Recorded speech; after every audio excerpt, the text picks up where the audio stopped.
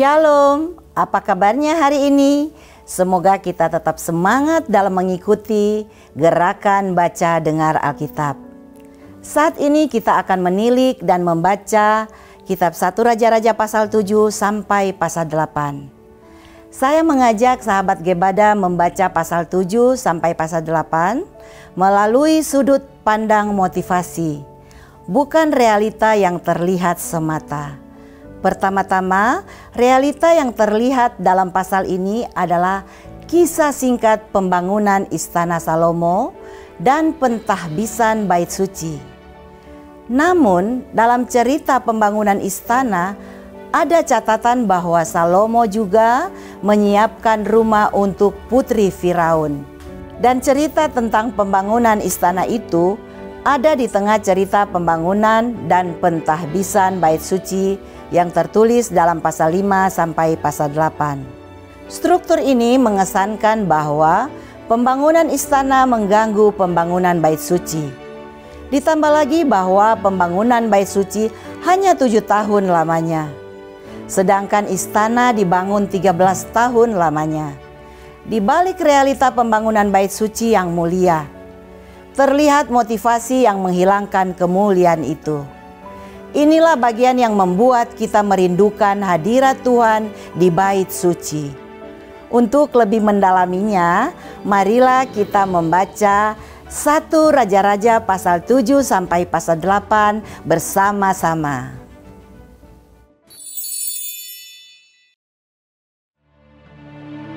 Salomo mendirikan istananya sampai 13 tahun lamanya. Barulah selesai seluruh istananya itu. Ia mendirikan gedung hutan Libanon, 100 hasta panjangnya dan 50 hasta lebarnya, dan 30 hasta tingginya.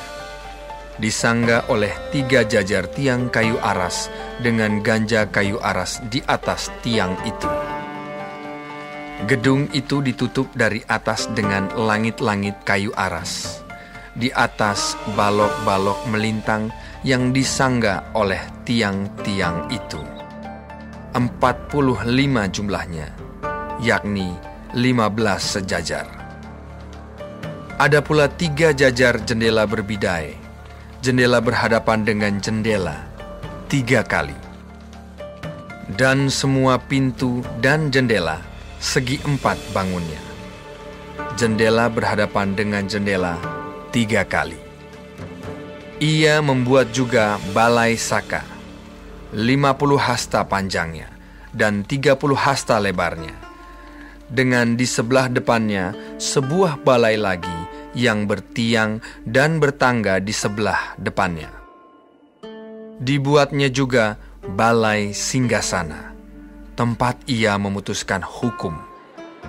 Balai pengadilan yang ditutupi dengan kayu aras dari lantai sampai ke balok langit-langit.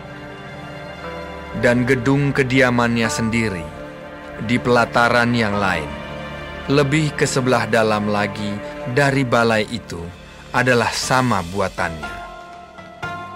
Dan bagi anak Firaun yang diambil Salomo menjadi istrinya, dibuatnya juga sebuah gedung sama dengan balai itu. Tembok dari semuanya ini dibuat dari batu yang mahal-mahal, yang sesuai dengan ukuran batu pahat, digergaji dengan gergaji dari sebelah dalam dan dari sebelah luar, dari dasar sampai ke atas, dan juga dari tembok luar sampai kepada tembok pelataran besar. Bahkan dasar gedung-gedung itu dari batu yang mahal-mahal, batu yang besar-besar, batu yang 10 hasta, dan batu yang 8 hasta. Di bagian atas ada batu yang mahal-mahal, berukuran batu pahat, dan kayu aras juga. Sekeliling pelataran besar ada tembok dari 3 jajar batu pahat dan 1 jajar balok kayu aras. Demikian juga sekeliling pelataran dalam rumah Tuhan dan balainya.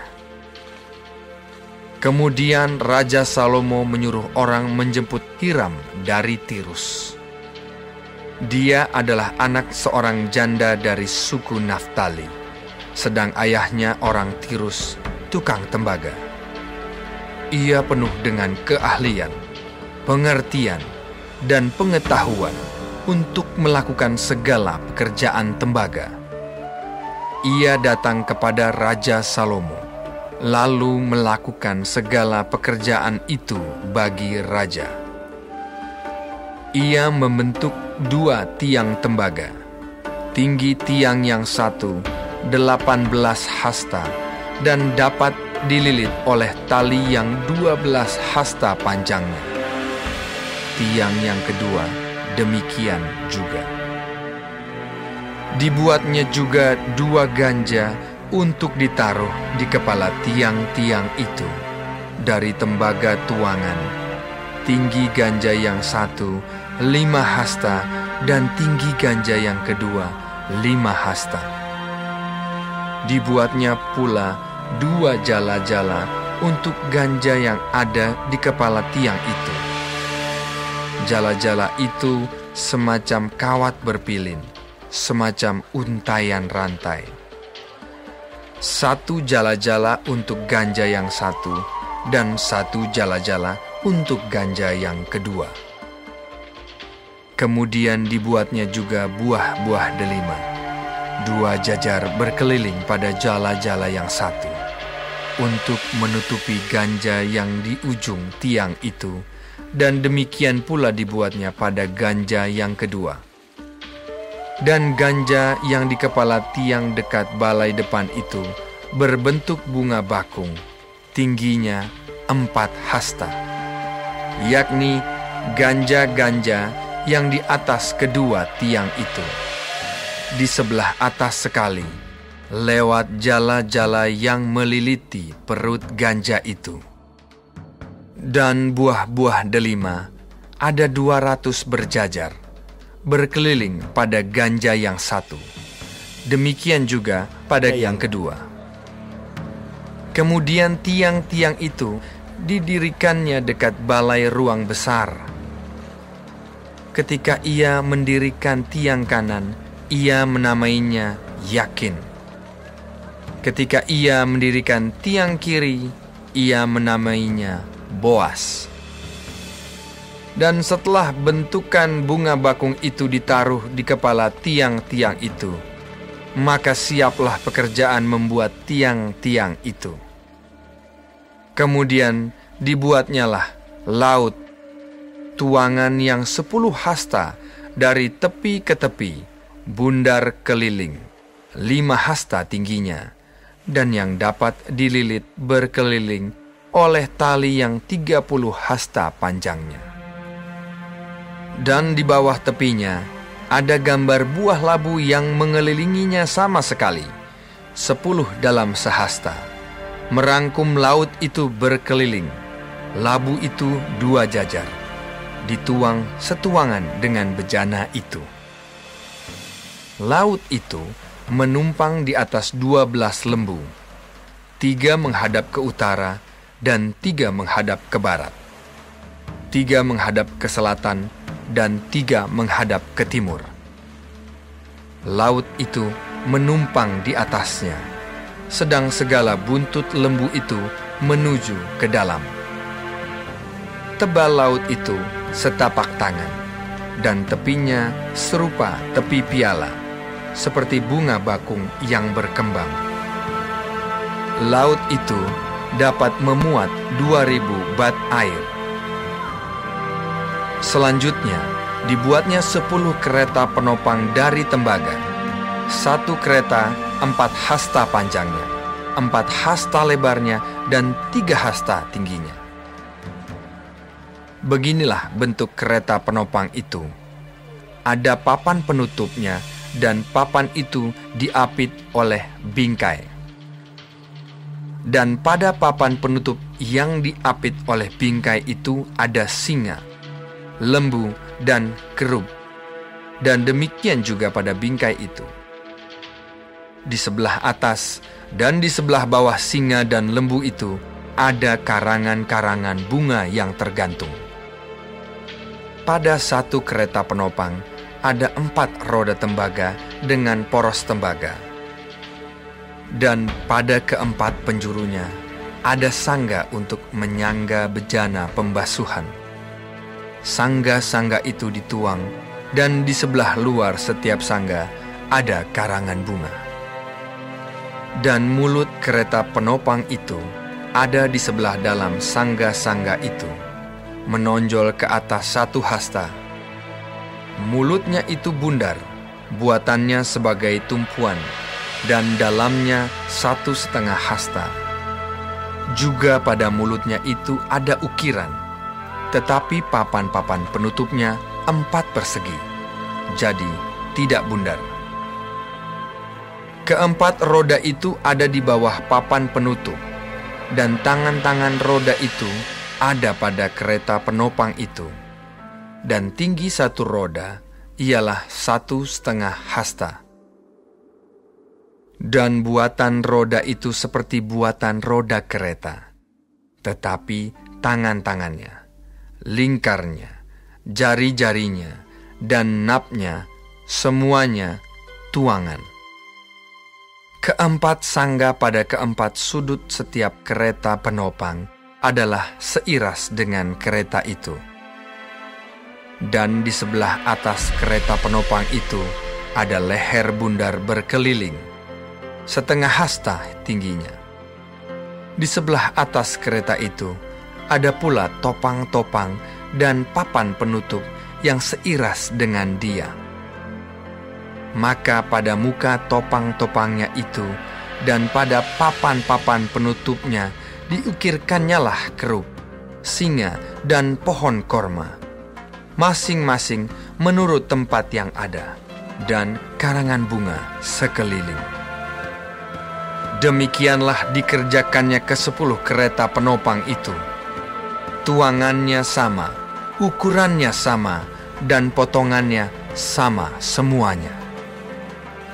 Lagi pula, dibuatnya 10 bejana pembasuhan dari tembaga. Setiap bejana dapat memuat 40 bat air. Setiap bejana 4 hasta besarnya, dan ada 1 bejana di atas setiap kereta dari ke-10 kereta penopang itu. 5 kereta penopang ditaruhnya pada sisi kanan rumah itu, dan 5 pada sisi kirinya. Tetapi laut itu ditaruhnya pada sisi kanan rumah itu, arah tenggara.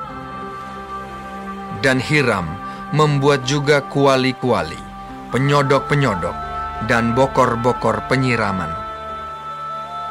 Demikianlah Hiram menyelesaikan segala pekerjaan yang harus dilakukannya bagi Raja Salomo di rumah Tuhan, yakni kedua tiang dengan kedua bulatan ganja yang di kepala tiang itu, dan kedua jala-jala yang menutup kedua bulatan ganja itu, 400 buah delima untuk kedua jala-jala itu, 2 jajar buah delima untuk 1 jala-jala, guna menutupi kedua bulatan ganja yang di atas tiang itu.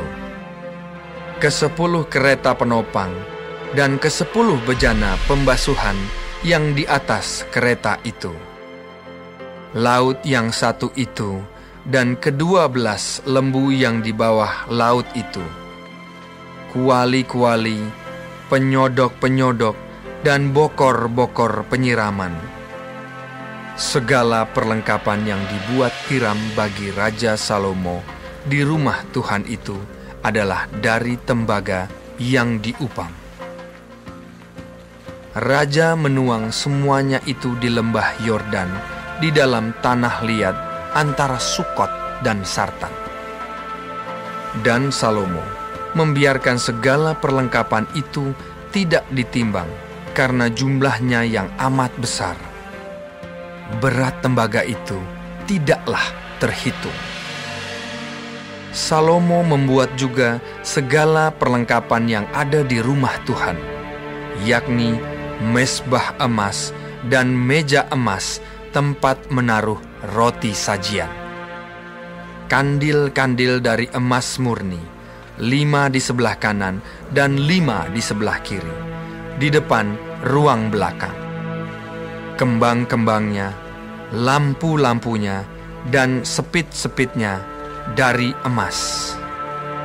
Pasu-pasunya, pisau-pisaunya, bokor-bokor penyiramannya, cawan-cawannya, dan perbaraan-perbaraannya dari emas murni.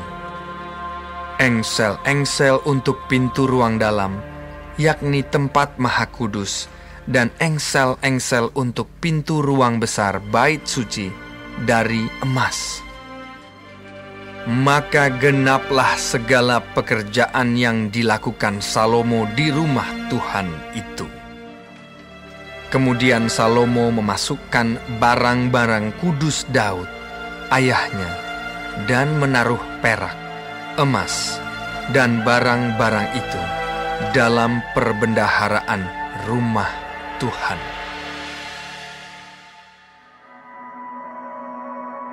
Pada waktu itu, Raja Salomo menyuruh para tua-tua Israel dan semua kepala suku, yakni para pemimpin puak orang Israel, berkumpul di hadapannya di Yerusalem untuk mengangkut tabut perjanjian Tuhan dari kota Daud, yaitu Sion. Maka pada hari raya di bulan Etanim, yakni bulan ke-7, berkumpullah di hadapan Raja Salomo semua orang Israel. Setelah semua tua-tua Israel datang, maka imam-imam mengangkat tabut itu. Mereka mengangkut tabut Tuhan dan kemah pertemuan dan segala barang kudus yang ada dalam kemah itu. Semuanya itu diangkut oleh imam-imam dan orang-orang Lewi. Tetapi Raja Salomo dan segenap umat Israel yang sudah berkumpul di hadapannya berdiri bersama-sama dengan dia di depan tabut itu, dan mempersembahkan kambing domba dan lembu sapi yang tidak terhitung dan tidak terbilang banyaknya. Kemudian imam-imam membawa tabut perjanjian Tuhan itu ke tempatnya di ruang belakang rumah itu, di tempat Maha Kudus, tepat di bawah sayap kerub-kerub. Sebab kerub-kerub itu mengembangkan kedua sayapnya di atas tempat tabut itu, sehingga kerub-kerub itu menudungi tabut serta kayu-kayu pengusungnya dari atas. Kayu-kayu pengusung itu demikian panjangnya, sehingga ujungnya kelihatan dari tempat kudus yang di depan ruang belakang itu, tetapi tidak kelihatan dari luar. Dan disitulah tempatnya sampai hari ini. Dalam tabut itu tidak ada apa-apa selain dari kedua loh batu yang diletakkan Musa ke dalamnya di Gunung Horeb, yakni loh-loh batu bertuliskan perjanjian yang diadakan Tuhan dengan orang Israel pada waktu perjalanan mereka keluar dari tanah Mesir. Ketika imam-imam keluar dari tempat kudus, datanglah awan memenuhi rumah Tuhan, sehingga imam-imam tidak tahan berdiri untuk menyelenggarakan kebaktian oleh karena awan itu. Sebab kemuliaan Tuhan memenuhi rumah Tuhan. Pada waktu itu, berkatalah Salomo, Tuhan telah menetapkan matahari di langit, tetapi Ia memutuskan untuk diam dalam kekelaman. Sekarang aku telah mendirikan rumah kediaman bagimu, tempat engkau menetap selama-lamanya. Kemudian berpalinglah raja, lalu memberkati seluruh jemaah Israel. Sedang segenap jemaah Israel berdiri, ia berkata, Terpujilah Tuhan Allah Israel yang telah menyelesaikan dengan tangannya apa yang difirmankannya dengan mulutnya kepada Daud ayahku. Demikian, sejak aku membawa umatku Israel keluar dari Mesir, tidak ada kota yang kupilih di antara segala suku Israel untuk mendirikan rumah di sana sebagai tempat kediaman namaku. Tetapi aku telah memilih Daud untuk berkuasa atas umatku Israel. Lalu raja melanjutkan, ketika Daud ayahku bermaksud mendirikan rumah untuk nama Tuhan Allah Israel, berfirmanlah Tuhan kepadanya, engkau bermaksud mendirikan rumah untuk namaku, dan maksudmu itu memanglah baik. Hanya bukanlah engkau yang akan mendirikan rumah itu, melainkan anak kandungmu yang akan lahir kelak. Dialah yang akan mendirikan rumah itu untuk namaku. Jadi Tuhan telah menepati janji yang telah diucapkannya. Aku telah bangkit menggantikan Daud ayahku, dan telah duduk di atas tahta kerajaan Israel, seperti yang difirmankan Tuhan. Aku telah mendirikan rumah ini untuk nama Tuhan Allah Israel, dan telah menyediakan di sana tempat untuk tabut, yang memuat perjanjian yang telah diadakan Tuhan dengan nenek moyang kita, ketika mereka dibawanya keluar dari tanah Mesir. Kemudian berdirilah Salomo di depan mezbah Tuhan, di hadapan segenap jemaah Israel. Ditadahkannya lah tangannya ke langit, lalu berkata, Ya Tuhan, Allah Israel, tidak ada Allah seperti Engkau di langit di atas dan di bumi di bawah. Engkau yang memelihara perjanjian dan kasih setia kepada hamba-hambamu yang dengan segenap hatinya hidup di hadapan-Mu. Engkau yang tetap berpegang pada janji-Mu terhadap hamba-Mu Daud ayahku, dan yang telah menggenapi dengan tangan-Mu apa yang Kau firmankan dengan mulut-Mu, seperti yang terjadi pada hari ini. Maka sekarang ya Tuhan Allah Israel, peliharalah apa yang Kau janjikan kepada hamba-Mu Daud ayahku, dengan berkata, keturunanmu takkan terputus di hadapanku, dan tetap akan duduk di atas tahta kerajaan Israel, asal anak-anakmu tetap hidup di hadapanku sama seperti Engkau hidup di hadapanku. Maka sekarang ya Allah Israel, biarlah kiranya menjadi nyata keteguhan janji yang telah Kau ucapkan kepada hamba-Mu Daud ayahku. Tetapi benarkah Allah hendak diam di atas bumi? Sesungguhnya langit, bahkan langit yang mengatasi segala langit pun tidak dapat memuat Engkau. Terlebih lagi rumah yang kudirikan ini. Maka berpalinglah kepada doa dan permohonan hamba-Mu ini ya Tuhan Allahku. Dengarkanlah seruan dan doa yang hamba-Mu panjatkan di hadapan-Mu pada hari ini. Kiranya mata-Mu terbuka terhadap rumah ini siang dan malam, terhadap tempat yang Kau katakan, namaku akan tinggal di sana. Dengarkanlah doa yang hamba-Mu panjatkan di tempat ini. Dan dengarkanlah permohonan hamba-Mu dan umat-Mu Israel yang mereka panjatkan di tempat ini, bahwa Engkau juga yang mendengarnya di tempat kediaman-Mu di sorga. Dan apabila Engkau mendengarnya, maka Engkau akan mengampuni.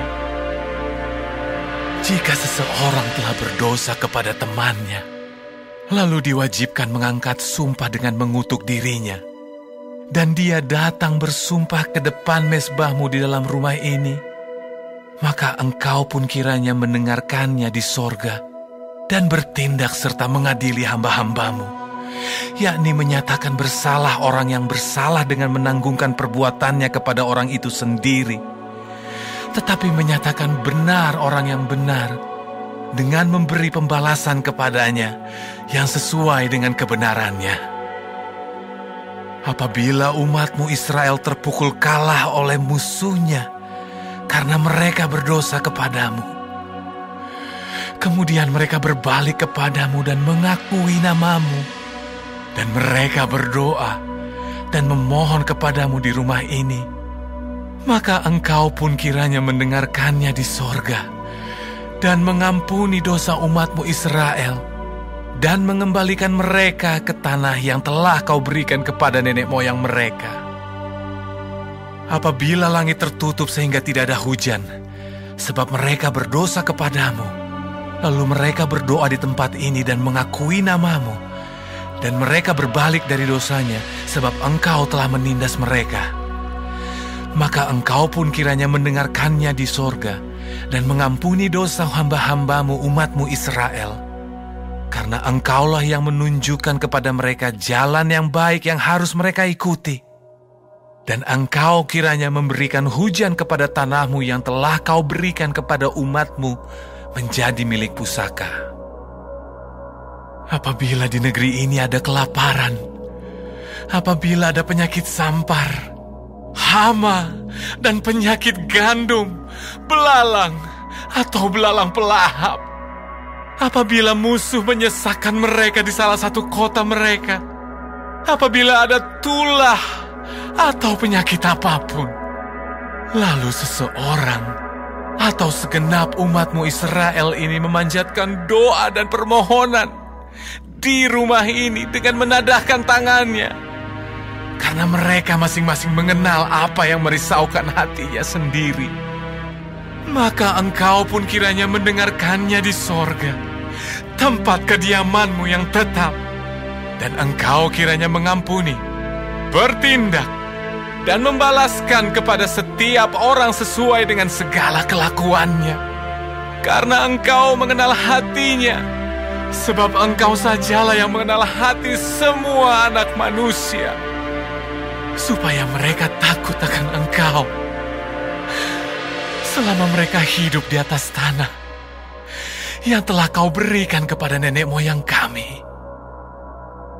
Juga apabila seorang asing yang tidak termasuk umatmu Israel datang dari negeri jauh oleh karena namamu, sebab orang akan mendengar tentang namamu yang besar dan tentang tanganmu yang kuat dan lenganmu yang teracung, dan ia datang berdoa di rumah ini, maka engkau pun kiranya mendengarkannya di sorga, tempat kediamanmu yang tetap, dan engkau kiranya bertindak sesuai dengan segala yang diserukan kepadamu oleh orang asing itu, supaya segala bangsa di bumi mengenal namamu, sehingga mereka takut akan engkau, sama seperti umatmu Israel, dan sehingga mereka tahu bahwa namamu telah diserukan atas rumah yang telah kudirikan ini. Apabila umatmu keluar untuk berperang melawan musuhnya, ke arah manapun engkau menyuruh mereka, dan apabila mereka berdoa kepada Tuhan dengan berkiblat ke kota yang telah kau pilih, dan ke rumah yang telah kudirikan bagi namamu, maka engkau kiranya mendengarkan di sorga doa dan permohonan mereka, dan engkau kiranya memberikan keadilan kepada mereka. Apabila mereka berdosa kepadamu, karena tidak ada manusia yang tidak berdosa, dan engkau murka kepada mereka dan menyerahkan mereka kepada musuh, sehingga mereka diangkut tertawan ke negeri musuh yang jauh atau yang dekat. Dan apabila mereka sadar kembali dalam hatinya di negeri tempat mereka tertawan, dan mereka berbalik dan memohon kepadamu di negeri orang-orang yang mengangkut mereka tertawan, dengan berkata, kami telah berdosa, bersalah, dan berbuat fasik.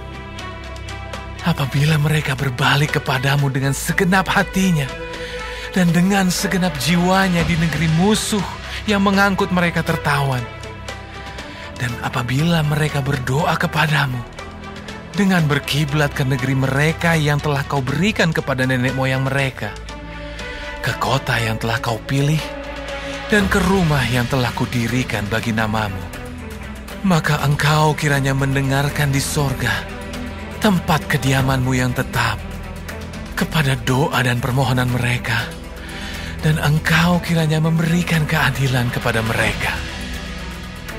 Engkau kiranya mengampuni umatmu yang telah berdosa kepadamu, mengampuni segala pelanggaran yang dilakukan mereka kepadamu, dan kiranya engkau membuat mereka menjadi kesayangan orang-orang yang mengangkut mereka tertawan, sehingga orang-orang itu menyayangi mereka, sebab mereka itu umatmu dan milik kepunyaanmu yang telah kau bawa keluar dari Mesir, dari tengah-tengah dapur peleburan besi.